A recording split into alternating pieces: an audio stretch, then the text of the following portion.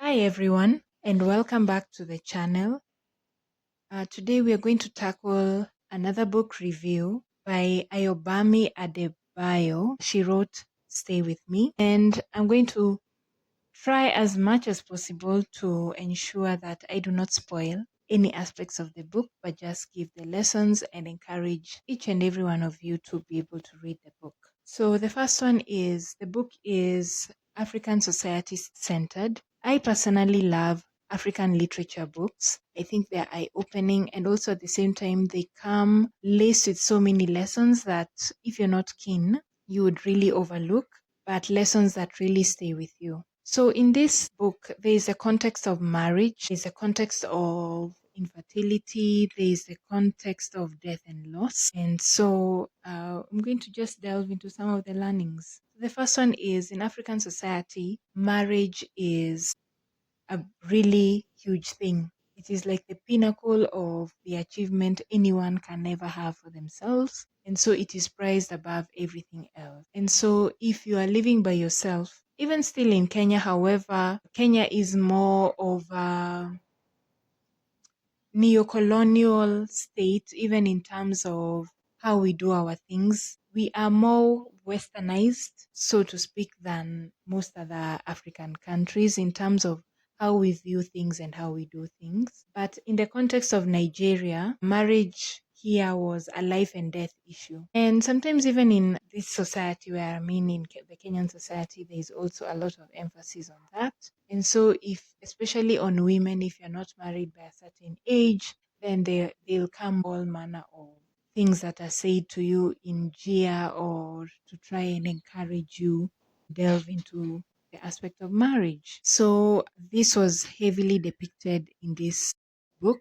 There was also the issue of political instability. Most countries in Africa have the issue of political instability because most leaders in Africa are not working for the betterment of citizens. There are, of course, those who are working for the benefit of the citizens, but many times you find that even our local council members and governors and up to the higher places, they come in to eat the money taxpayers are paying. And the eating of the money, I mean, is corruption, engineered society, whereby for me to be able to get a service, I must give something, and it ends up killing the development of countries. So even in the book, the context in which she was in, the country was moving from one president to another after years of citizens feeling that they have not achieved what they wanted. Then there's also the issue of impotency in men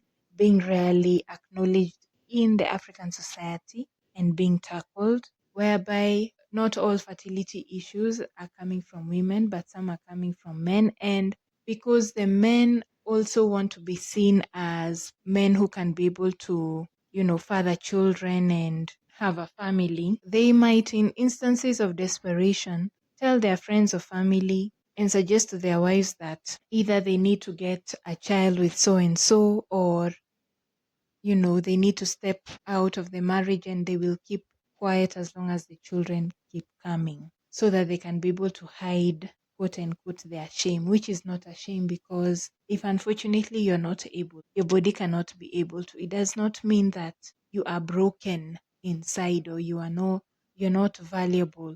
It just means that there are other areas in life where you are able to focus on if these other areas are not working. Then the story teaches me to have empathy for people. It taught me how to have empathy, especially for in-laws and people coming into the family setup.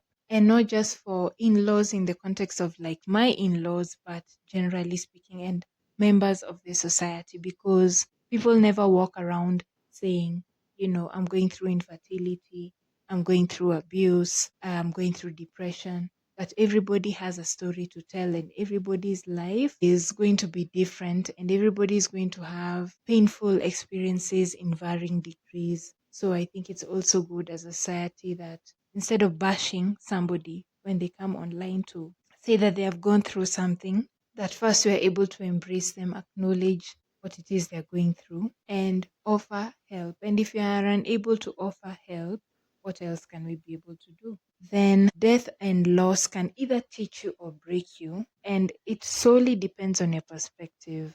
Not just perspective, but it also depends on the kind of loss that you are having. If it's somebody who was close to you, things will take quite a bit of time before they are able to get back to the new normal. And it will need you to have more grace for yourself so that you can be able to navigate those areas. And for you to be able to have grace for yourself, you'll also have to need to reflect and see the areas in where or in which you are able to learn, or what did it teach you, or what has it helped you to gain. And then where there is a will, there is a way. Even if you have a child who is disabled, for example, if you have a child who is able differently or may have a disease, whichever sickle cell, whichever new or a neuro disease, or cerebral palsy, there is a purpose to why they are here on earth, why they have survived. And it doesn't mean because even as an adult, if you grew up with a certain disease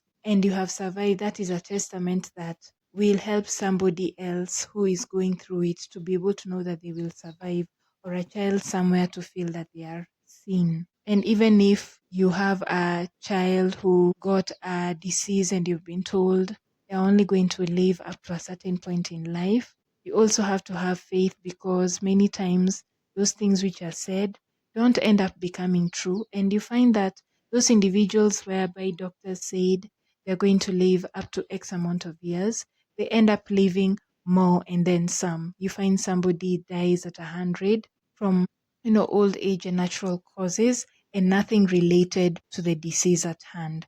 So it's also good to learn how to just embrace every aspect of your life and grow from there. So that's the review of the book. You can get it in stores all over the country. I buy it from a specific store. If you'd like to know it, comment. My favorite color is blue. So if you love the video, drop a blue heart in the comments. And if you have any questions or any comments, put them down. If you like the video, hit the like button, subscribe, and share the video. So thank you and have a wonderful time, and see you in the next video.